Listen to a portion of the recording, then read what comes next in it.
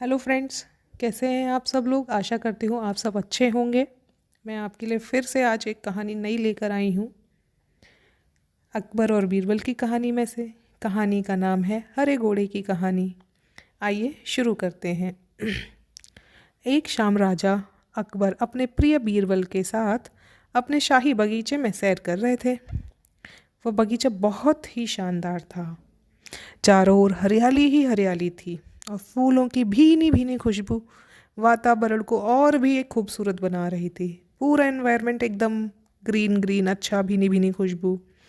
ऐसे में राजा को जाने क्या सूझा कि उन्होंने बीरबल से कहा, बीरबल, हमारा मन है कि इस हरे भरे बगीचे में हम हरे घोड़े पर बैठकर घूमें।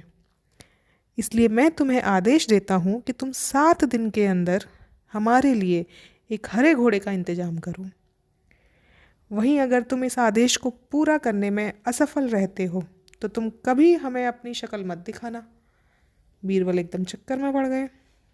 इस बात से राजा व बीरबल दोनों वाकिफ थे कि आज तक दुनिया में हरे रंग का कोई भी घोड़ा नहीं था।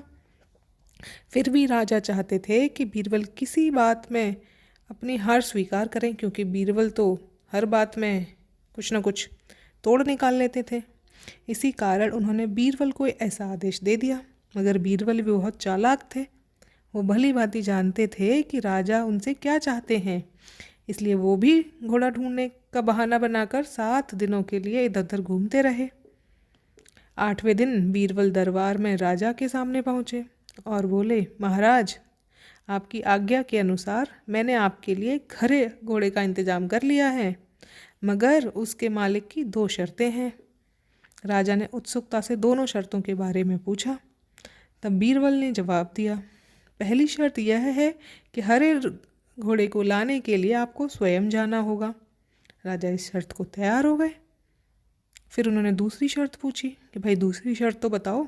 तब बीरबल ने कहा, घोड़े के मालिक की दूसरी शर्त ये है कि आपका घोड़ा लेने जाने के लिए सप्ताह के 7 दिन के अलावा कोई और दिन चुनना होगा।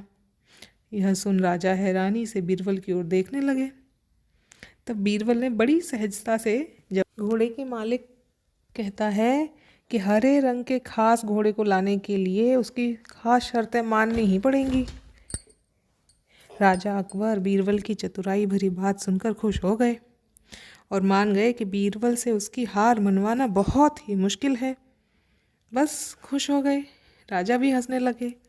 कहानी यहीं समाप्त होती है। इस कहानी से हमें क्या सीख मिलती है कि हमें सूझबूझ से काम करना चाहिए। सूझबूझ और समझदारी के साथ नामुमकिन काम लगने वाले भी आसानी से हो सकते हैं।